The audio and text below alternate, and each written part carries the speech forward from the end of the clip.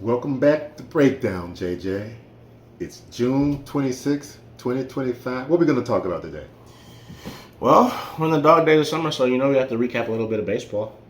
Baseball, College World Series. And we're in the middle of the NBA draft right now, too. Day 2 happening in about 1.5 hours from now.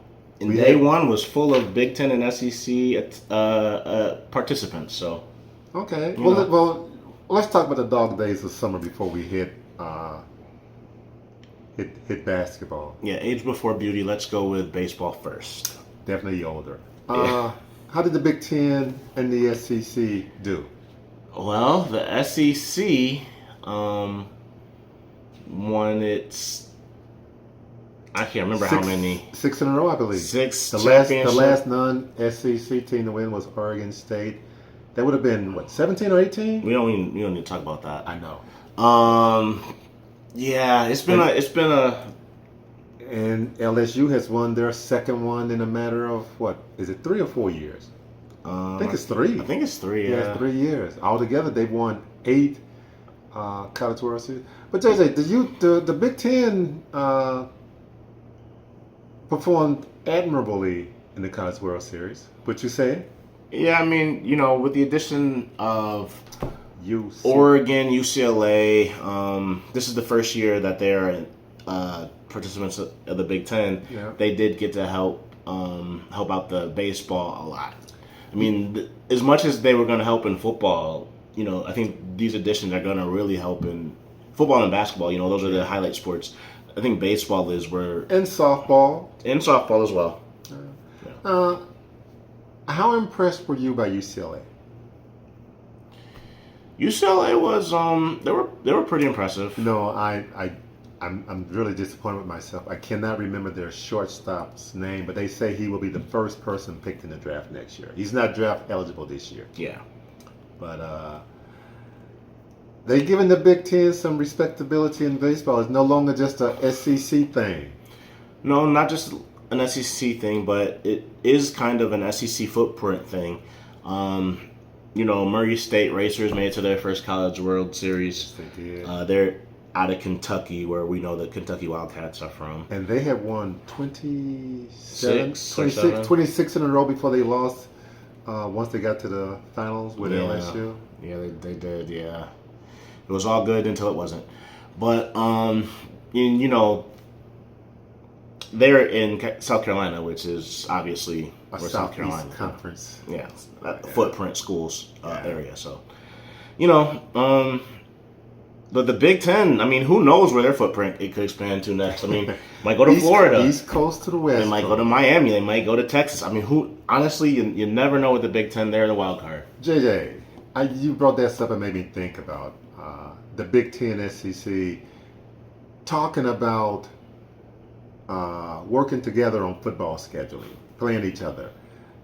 What's your take on that? Good or bad for football? Good for football if you are on the end, if you're in the SEC and Big Ten. Bad for football if you're on the out. I would say that's how it is. And if you're like the Purdue and Vanderbilt of the world, you might want to think about. I'm not sure how you should feel. I don't really know what everything is going to mean for you in specific. But if you're like a Michigan, a Texas, you should be feeling pretty good right now. Well, when it comes to Purdue and Vanderbilt, this is a capitalistic society, the United States. What makes the wheel go round in a capitalistic society? The OJ sang a song about it. Well, I mean, in capitalist society, money. In every society, money. Yeah. So Purdue and Vanderbilt, I think they'll be getting a little bit of money there if that happens. I'm not sure that's going to happen. That's just interest that's been brought up to me. Yeah, I mean, I think the only real, you hear that, I've heard that a lot listening to different college football podcasts and whatnot, but I think the only real scare for those type of schools is if football were to adopt the European soccer relegation model or something like that. Then they're in trouble. Yeah, then they would be in trouble. Otherwise, you do need to beat teams. You can't just continue to add Oregons and Texases and Oklahomas and USC's, you have to also add teams that are guaranteed W's because if you want to go bowling, right? Yeah. JJ, it's been a while since we did an episode, and a lot of things have happened. At the last time, we talked about two things I want to bring up, and I'll do these really quickly. The House versus NCAA, that's been finalized. Yes. And the case that the guy from Tennessee, Ziegler, was suing to get an additional year. Sakai Ziegler, he was suing that. That didn't turn out too good for him. It did not. He got denied that additional year. Right. The House versus NCAA, the money's going to start rolling in for the athlete. A lot of people are saying that that's going to help reduce the number of transfers. What say you? I don't know. I mean, I don't think that that's necessarily going to reduce the number of transfers. No, I don't think it's going to reduce the number of transfers. I think the only thing that would reduce the number of transfers is making them sit out a year or like having a penalty to transferring. Other than that, there's always going to be someone that has a different level of your value than you have for yourself. And you have situations like, what's his name? Second team All-American PJ Haggerty from Memphis. He got offered $3 million to go to Memphis. He saw that Toppin and Texas Tech got $4 million and said, I'm a All-American. I'm gonna put my name out there. I should get $3.5 million to play in a better conference. And he put his hat in the arena, and he ended up getting less than $3 million. He transferred to Kansas State, which, I mean, they might be on the edge of not making the tournament for the second straight year. So I don't know. I don't think when he put his name in the transfer portal that was necessarily the outcome he thought was going to happen. Well, we mentioned Nico as well, the quarterback. I can't pronounce his last name. I'm going to learn his last name before I die.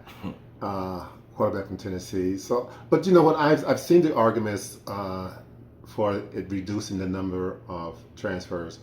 I think there's some validity to it. And JJ, not today, but one day when it gets closer to football season, I think that's going to be a topic we're going to discuss in a little bit more detail. But right now, tell me about what happened last night. What's going to happen tonight? Well, what happened last night was the Big Ten and SEC had a pretty decent showing for themselves. You're talking the NBA draft, or better known as the Duke Rutgers Invitational, yeah, invitation, because Duke and Rutgers got half of the first 10, didn't they? Yeah, Duke got 2 of the top 4. Rutgers got 2 of the top 5. And then they got the center from South Sudan by way of Uganda, Malawak. He slid in there at number 10, going to Phoenix, I believe. I think it was Phoenix. Yeah, so Duke had a really nice showing for themselves. Conkinipple, 6'5" shooting guard, had one of the worst agility test scores at the combine. A lot of people compares his game to Klay Thompson, Jimmy Butler.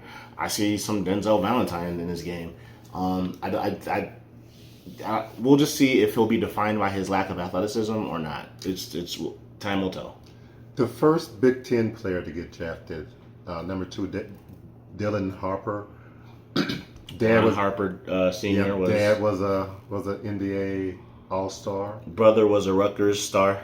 Okay, yeah. Ron Harper Jr. That's true. What do you think about number 2 and number 5, both being from Rutgers? And how did Rutgers do in the Big Ten this year?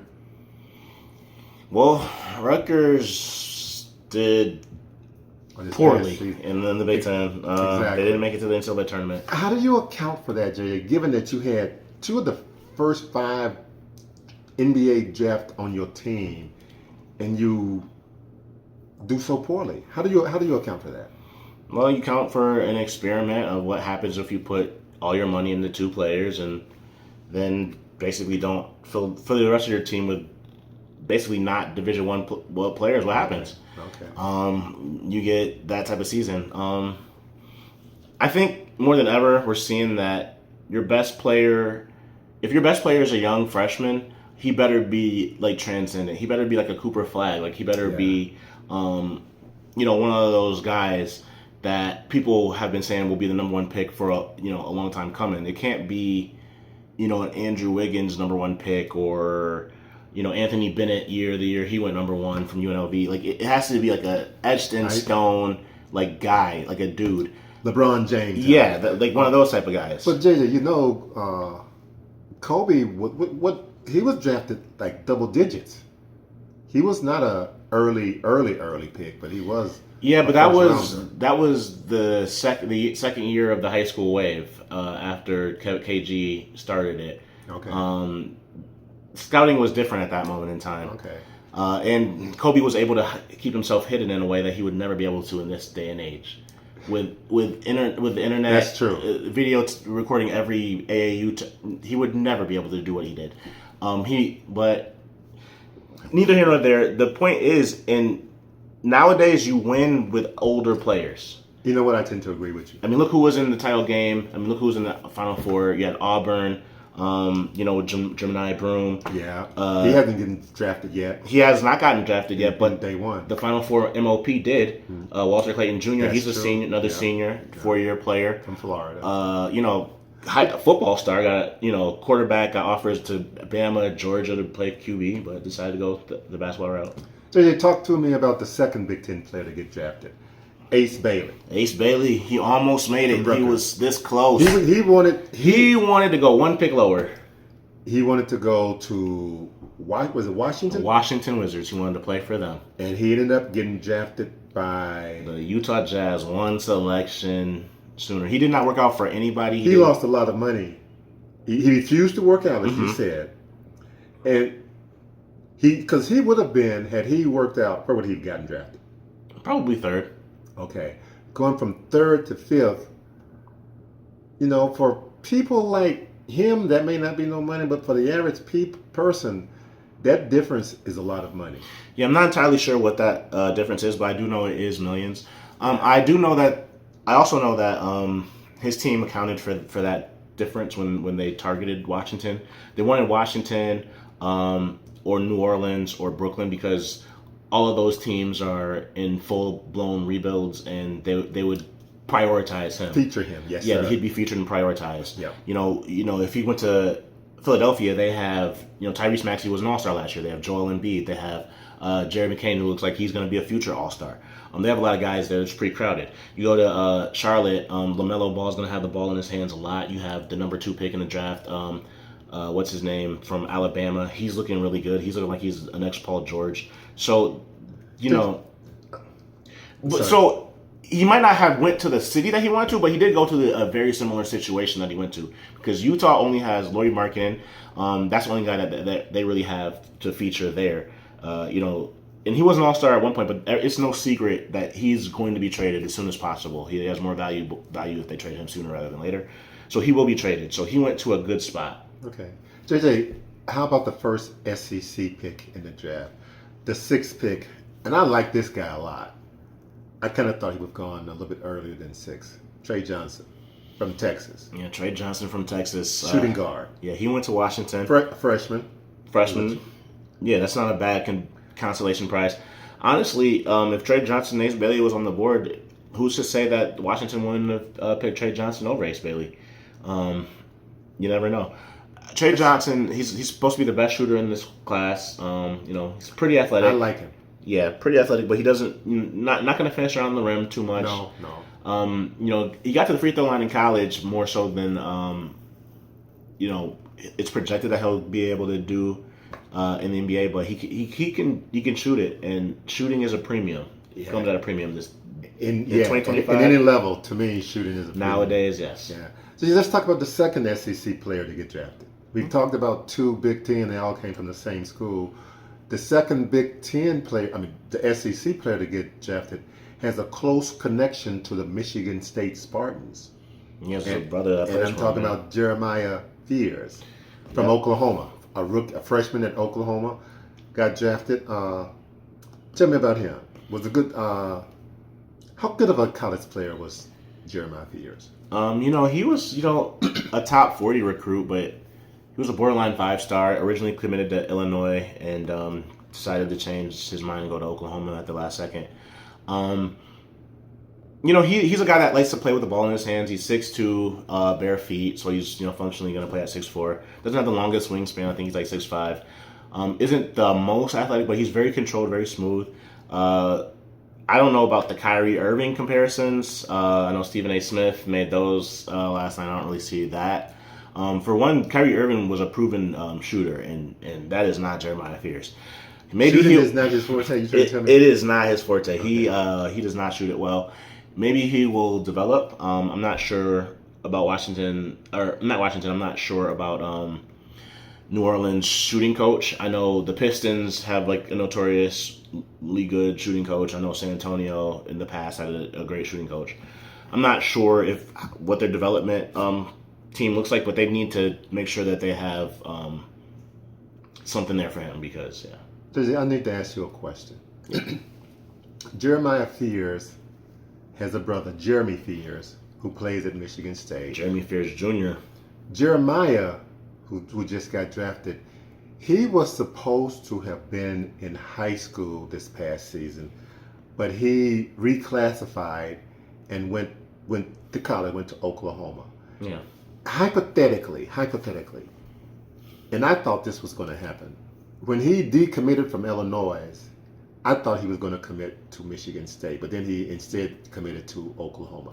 Had he committed to Michigan State made the Elite Eight. How much better would they have been with Jeremiah Fears and Jeremy Fears? Well, if it was a video game, they would be supremely better. They might have been the favorites to win the whole thing. But it's not a video game. Unfortunately, it's real life, and I don't know how Jeremy Fears Jr., the former McDonald's All-American, would handle a demotion because he is the second best Fears brother when it comes to playing basketball. And once, I don't know how he would handle that. That being his little brother, play out on the national stage. So that might lead to some tension. That might lead to some disruption. I'm sure that would play a part of why Jeremiah Fears didn't want to go there. Because I'm sure everybody that got drafted. If he come to Michigan State, he would put his brother on the bench. Well, and I'm sure he thought that. Okay. I'm sure, you have to have that mentality if you're going to get drafted in the top 10 in the NBA. You have to think that, I'm better than you're going to think that. Okay. Well, JJ, we're not going to go through all the Big Ten SEC draftees. I think there were about 12 of the 30 were Big Ten SEC. Yeah. Let's talk about a few. The one I definitely want to talk about is one from Michigan State, but who else in the draft that we haven't talked about from the Big Ten or the SEC? There is Maryland had a guy drafted.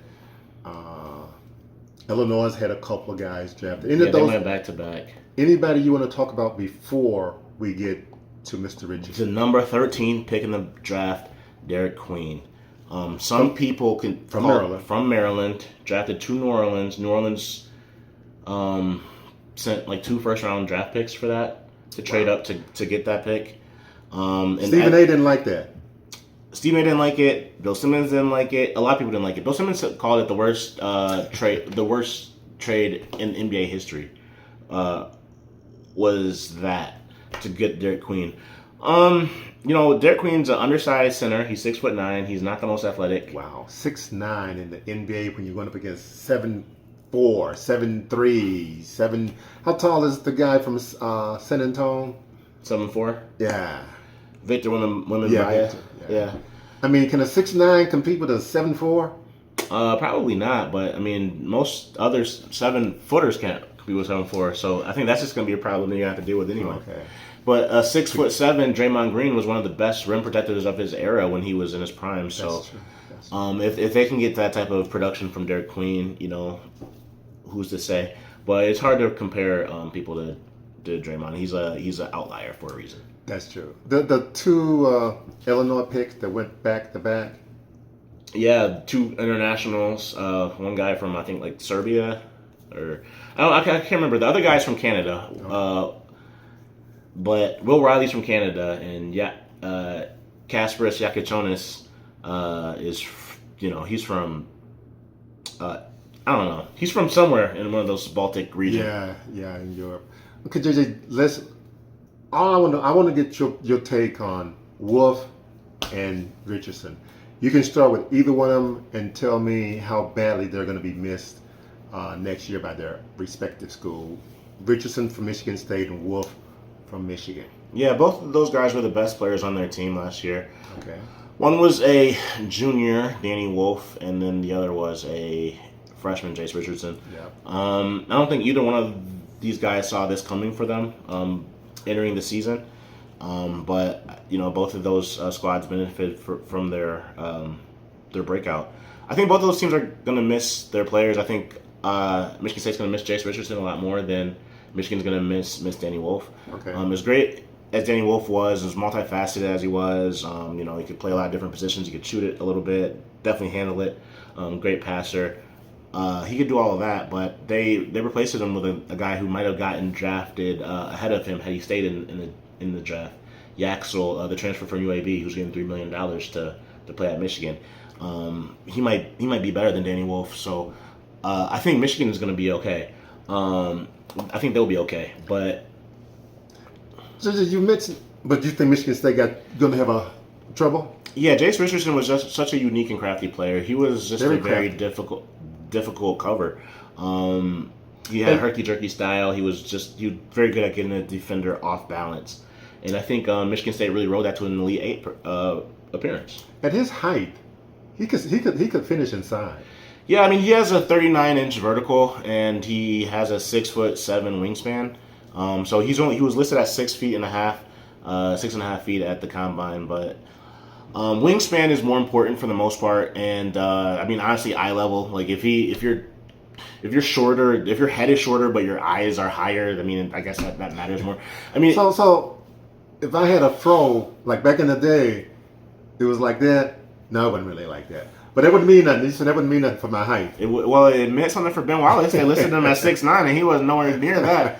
But Yeah. It is what it is. Go ahead.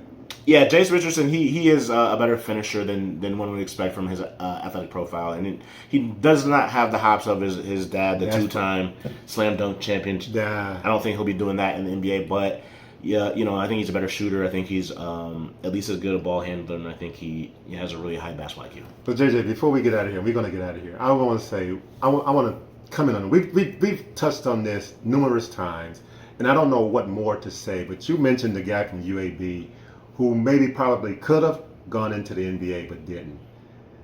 How prevalent is that going to be, athletes extending their college career? I mean, not just basketball, football. I mean, you see guys who normally would get drafted in the second round in the NBA will say, no, I'm going to stay in college.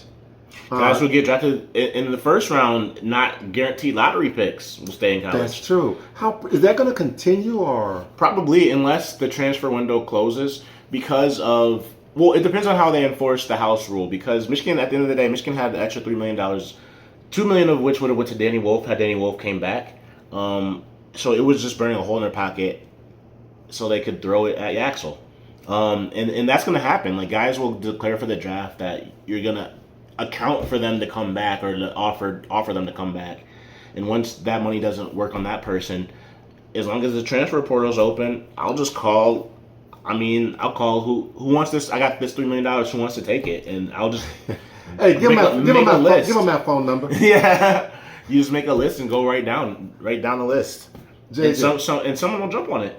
We mentioned about guys staying and going in. I want to click on the Razorbacks really quick, because I know I got to get out of here. Yeah.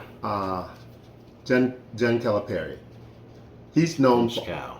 always having at least somebody picked in the first round that he coached that season. Yeah, I mean, what happened? Since 2007, he's had a first round draft pick. Since 2007, he's had a first round. I mean, and this year, well, while that record came with him from Memphis to Kentucky, it did not come with him to Fayetteville. So he did not have a first round. He did not. There's one guy that entered the draft, Duthiero, and he's hoping that he'll get called tonight. He'll get called pretty early tonight, is my guess, but he didn't make day one. He did not make day one. JJ, how much more you got? I'm pretty much closed here. No, that's it. That pretty much puts a cap on, well, the college baseball season and the college basketball season. Pretty much. JJ, we so close to football. I wanted to hurry up and get here, but I don't want my summer to end. So what do I do? That's my dilemma. Just enjoy your fishing. Okay. You're making all those fish scared. I killed them, JJ, yesterday. I killed them. I'm sure there's, spreading rumors of your legend right now. You're right. We out of here, JJ. W. P.S. Woo Pig Suey. Yes, sir.